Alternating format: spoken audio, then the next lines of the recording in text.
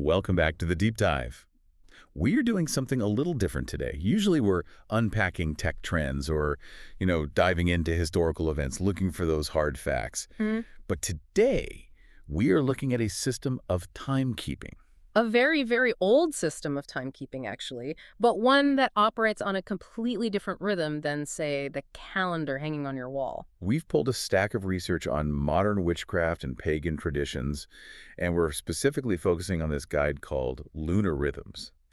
And I want to start with a word that I honestly hadn't encountered before we started this, Esbat. Esbat. That is E-S-B-A-T. Right. And it's one of those terms that, unless you are really in the weeds of these communities, you've probably never heard of it. Most people know the big ones, right? Okay. Halloween or Samhain, the solstice, the equinox. Those are the headliners. Right. Those are the block parties of the pagan calendar. Everyone knows when the longest day of the year is. Exactly. But the Esbat is different. The source material defines an Esbat as a ritual or observance that is specifically tied to the phases of the moon. Okay. It's the beat underneath the melody of the seasons.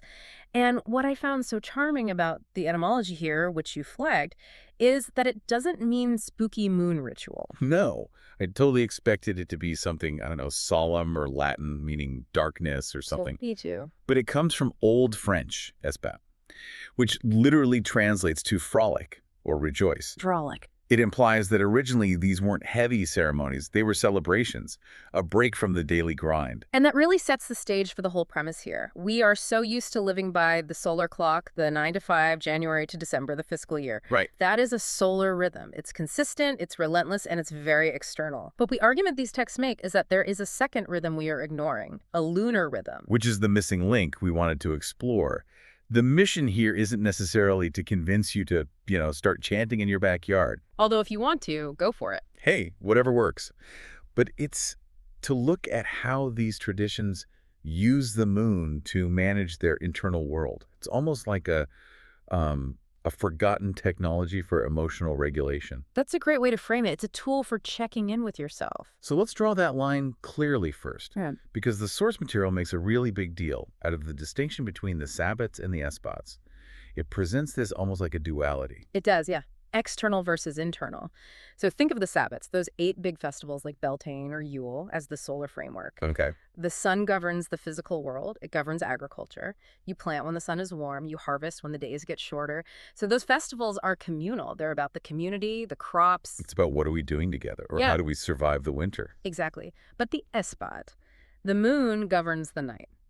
And symbolically, the night is when things are obscured. It's where we deal with intuition, dreams, the subconscious. Oh. So while the sun is about what am I doing in the world, the moon is about what is happening inside me. That distinction is so helpful. It moves it away from just magic stuff and into, psychology. The text makes this point that if you only celebrate the solar holidays, you are only checking in with yourself 8 times a year. Which is not enough. Not even close. The Esbat offers a monthly cadence, and because the moon changes so visibly waxing, waning, disappearing, it forces you to acknowledge that you change too. And that's the why behind all of this. Why the moon? It's not just because it looks majestic in the night sky. Right. It's because it is the ultimate symbol of liminality. Liminality. That's a word that comes up a lot in anthropology. It's about threshold energy, right? Yeah. The space between things. That's it. The space between. The moon is rarely static. It is constantly becoming something else. And the source text draws a really beautiful parallel here to the human energy cycle. It says, just as the moon does not stay full forever, neither can you. That line. Wow, it really hit me when I read it. We live in a culture that expects us to be the full moon 24/7. All the time. Bright, productive, visible, fully energized. If you aren't crushing it, something is wrong with you. And if you aren't, you feel like you're failing. But this tradition argues that fading, resting, and going dark are not failures. They are just phase 3 and 4 of the cycle. You can't skip them. You can't. If the moon tried to stay full all month, the tides would stop working. The whole system would collapse. So let's get into the mechanics of this. If we accept the premise that we should map our internal mode to the moon's mode, what does that actually look like? The source material breaks this down into a sort of calendar of energy. It really is a roadmap for the month, and it starts, logically, with the new moon. Okay, so just to visualize this for everyone. The new moon is when the sky is dark. You can't see the moon. It's between the old cycle and the new one. Correct. And because it's the start of the cycle, the common misconception, and you see this on social media all the time, is that new moon means go, start, launch. But the text says the opposite. It was very specific about this. It warns against premature action. Think about agriculture again. The new moon is the seed underground. It hasn't sprouted yet. You don't scream at a seed to grow. You don't. So the mode here is stillness. It's for setting intentions, maybe writing down the goals for the month, but not actually making the phone calls yet. It's the strategy meeting, not the product launch. Perfect analogy. The ritual practices mentioned are very quiet. Journaling, meditation, clarifying what you want. You are planting the seed in the dark.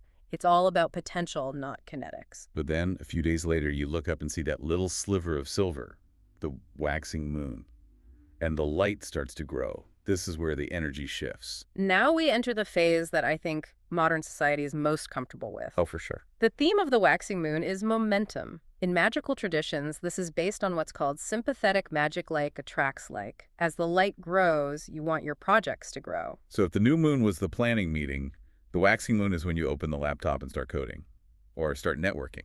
Yes. The text mentions attraction magic here, bringing things toward you. Money, love, opportunities. You are riding the wave of increasing energy. This is the time for skill building, for putting in the effort. Pushing the boulder. You're pushing the boulder, but the hill is sloping downward, so it's actually moving. You ride that wave all the way to the peak. The full moon. The text calls this the main event. Of course. It's the only phase everyone notices. Even if you don't care about any of this, you notice when the moon is huge and bright. It affects the tides. It affects animal behavior. And arguably, it affects us. Yeah. The energy here is described as illumination and power. Think about the symbolism. Everything is lit up. There are no shadows to hide in. So the full moon is about clarity, seeing the truth of a situation. It's considered the high-octane time for spell work because the battery is fully charged. The text mentions specific practices here, like charging tools. I want to unpack that because it sounds very video gamey, but the logic is interesting. It is, isn't it? It's the idea that items, crystals, water, jewelry can absorb that peak energy. You'll hear about people putting a jar of water out on the windowsill. That's moon water. Right. They save it to use later in the month when they need a little boost of that full energy. That's like bottling the lightning. Essentially. But it's also a time for gratitude. If you ask for something during the new moon, the full moon is when you look around and say, okay, what manifested? It's the harvest of the month. But as we established, we can't stay full. The moon starts to shrink. We enter the waning moon. And reading the text, I felt like this is the phase modern people struggle with the most. Oh, absolutely. Because the waning moon is about decline. It's about release. And we hate decline. We want the line on the graph to always go up and to the right. We do. Yeah. But you cannot inhale forever. Eventually, you have to exhale. Yeah. The waning moon is the exhale. The theme here is banishing, clearing, and ending. Banishing sounds so dramatic, like you're fighting a demon in a fantasy novel. Right. But in this context, it's pretty practical, isn't it? It's very practical. It's banishing a bad habit. It's ending a toxic friendship. It's literally cleaning your garage. As the moon gets smaller, you are encouraged to reduce the clutter in your life. That makes so much sense. The text suggests that if you try to start a brand new high-energy project during the waning moon, you are swimming upstream. The current is just going the other way. That creates such a useful permission structure. If you're feeling low energy during this phase, it's not that you're lazy, it's that it's time to clean up, not build up. It reframes the activity. You aren't losing momentum, you are clearing space for the next cycle. Now, there is one final phase that the source material distinguishes, and I think this is a crucial nuance that often gets missed. The dark moon. Yes! This is where people get confused. I always thought dark moon and new moon were synonyms, just two words for the same dark sky. But the text treats them very differently. It's a subtle but vital distinction. The new moon is the very beginning of the new cycle, that first spark. The dark moon is the very end of the old cycle. The void. The void. It's that 24 to 48-hour window of absolute darkness before the sliver returns. And the work associated with this is shadow work. Which is a term borrowed from Jungian psychology. It means confronting the parts of yourself you usually repress or ignore, your fears, your jealousy, your grief, your shame. And why is the dark moon the time for that? Because there is no light. Symbolically, you are just sitting in the dark with yourself. It's a time for deep rest and deep listening. The text's very firm on this. Do not manifest, do not work, just listen. It's the winter of the month. It sounds like the most difficult phase, honestly, just sitting with your own thoughts without the distraction of doing something. It is the most difficult, but it's also where the healing happens. If you skip the dark moon, if you skip the rest and the introspection, you enter the new moon exhausted. You can't plant seeds in exhausted soil. It really is a complete ecosystem of productivity, isn't it? Plan, build, peak, release, rest, repeat. And it repeats every 29 and a half days. You get a fresh start constantly. So we have the theory. I want to pivot to the practical application. The how. Because the guide explicitly states that Esbats are flexible. You don't need a cathedral or a coven. That's the appeal of the Esbat. It's usually solitary, it's personal. The text outlines a typical flow for a ritual, but it emphasizes that this is jazz, not classical music. You can improvise. But there is a structure suggested for those of us who like instructions. Yeah. Can we walk through that arc? Sure. It generally follows 5 steps. First, cleansing. This helps shift your brain from mundane mode to magical mode. Okay. It could be burning herbs like sage or rosemary, or it could just be tidying the room. The goal is to separate this time from the rest of your day. Okay, so step 1 is setting the stage.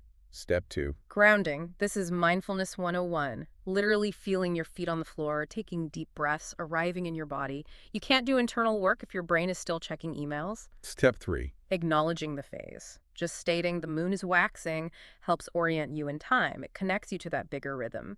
Then comes step 4, the work. This is the variable part. Right. This is where you do the journaling or the spell or the meditation that matches the phase.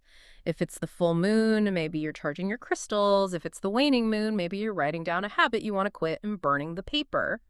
And finally, step 5. Gratitude and closing. You wrap it up, you say thank you to the moon, to yourself, to the universe, and you deliberately end the ritual so you can go back to making dinner. Now, I have to ask about one detail in the how section that caught my eye. The text mentions the concept of working sky-clad. Yes, sky-clad.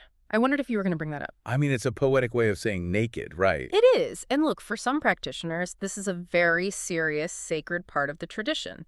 It represents removing all barriers between you and the natural world. No social status, no uniform, just you. Vulnerable. Exactly. Vulnerable and open to the elements. But the text is quick to say this isn't a requirement. Very quick. You do not have to be naked in your garden to celebrate the moon. Your neighbors will probably thank you for keeping your clothes on. Probable. The text emphasizes that comfort is key. Robes, regular clothes, pajamas. It's the intention that matters, not the wardrobe. If you're freezing cold and self-conscious, you aren't going to have a very spiritual experience. Speaking of intention versus items, let's talk gear. The shopping list. Because it's so easy to think, oh, I can't do this, I don't have the right crystal. That is the trap of consumerist spirituality. I need to buy the vibe. The text does list tools, candles, usually white or silver, incense, tarot cards, specific crystals like moonstone or selenite. Selenite is the one that looks like frozen ice. Right? Yes, exactly. And these are great props. They help set the mood, they help focus the mind. But the expert advice in the source is clear. Tools are just extensions of the practitioner. If you have nothing but yourself and a window, you have everything you need. I loved the beginner's tip section for that reason. It strips it all back. It really does. It suggests just go sit under the full moon, be quiet for 10 minutes, pull one card or write down one sentence about how you feel. That's an Esbat. It's about relationship, not performance. That's the key line. Esbats are not about perfection. They are about relationship. If you treat it like a chore, oh no, I have to do my moon ritual, you've missed the point. You've just added another thing to your to-do list. Exactly. It's supposed to be a resource for you, not another obligation. This brings us to the bigger philosophical takeaway. We started this by saying it's a timekeeping system, but reading through the conclusion, it feels like it's actually a philosophy of self-acceptance. It is. There is a quote near the end of the text that I think just sums up the entire practice. The moon does not rush, and neither must you. It's such a relief to hear that. It is. The moon takes its time getting full. It takes its time going dark. It never hurries and never skips a step to get to the good part, but it always completes the cycle. In a world that is obsessed with hacking time, optimizing schedules, and eternal growth, this is a radical counter-argument. It really is. It challenges the idea that we are machines. If you are in a dark moon phase of your life, maybe you're grieving or just burned out. The capitalist clock says, get back to work. The lunar clock says, this is necessary. Rest. The light will return. It reframes the downtimes, not as bugs in the system, but as features. Exactly. You cannot have the full moon without the dark moon. You cannot have the harvest without the fallow period. If you try to live only in the full moon energy, you burn out. That is what burnout is. Trying to sustain peak energy without the corresponding rest. Yes. So here is the thought I want to leave you with today. Yeah. You don't have to call yourself a witch or buy a single candle or ever step outside to look at the moon to apply this, but ask yourself, what would your week look like if you stopped trying to be full 100% of the time? How much easier would it be to forgive yourself for being tired? If we accepted that our energy is supposed to fade and renew, just like that white rock in the sky, we might just stop burning out. And we might actually find some rhythm in the chaos. And we might start enjoying the ride a lot more. Something to reflect on the next time you look up at night. Thanks for diving deep with us. See you next time. Stay curious.